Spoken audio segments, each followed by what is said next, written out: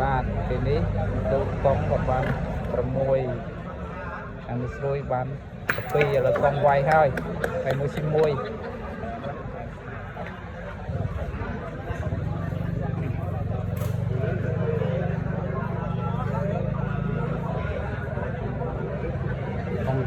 ខាងនេះស្រួយគាត់នឹងចូលមួយគ្រាប់ទៀតចាំមើលបានស៊ីខាងក្រុមខាងកង់ក្រុមវាអេអត់នេះមកហើយអត់បានស៊ីទេ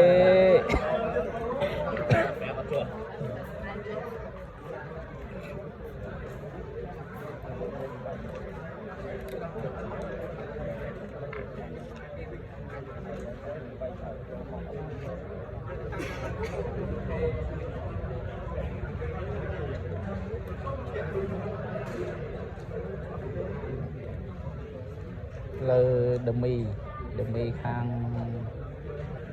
ក្រុមមានស្រួយគាត់ចូលមួយគាត់ទៀតបានស៊ីអត់បានស៊ីទេស្ទើរចាញ់កូនខាងកង់នៅស៊ីមួយដដែល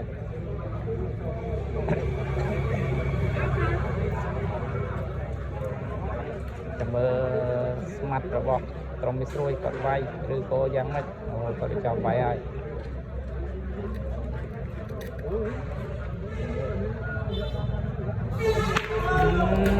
ត្រង់វាយមួយស៊ី1ដល់ស៊ី2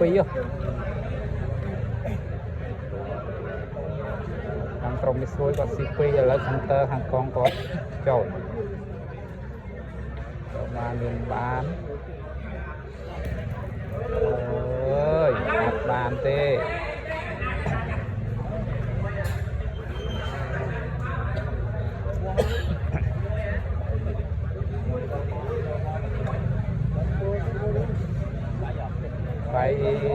មួយស៊ី1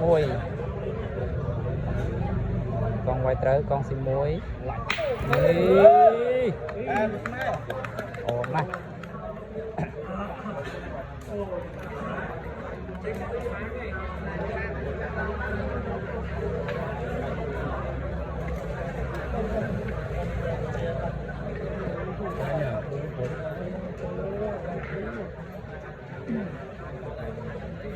ល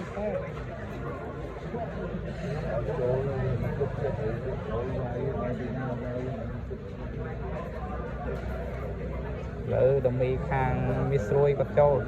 មើលចូលបានទីដែរអត់បានទេដាច់ហើយ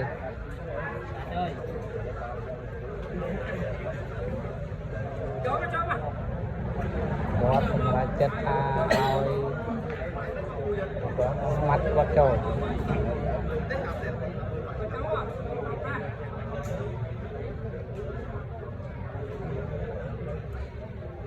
ខាងស្រួយគាត់ចូលហើយបានស៊ីដែរអូយស៊ី2គ្រាប់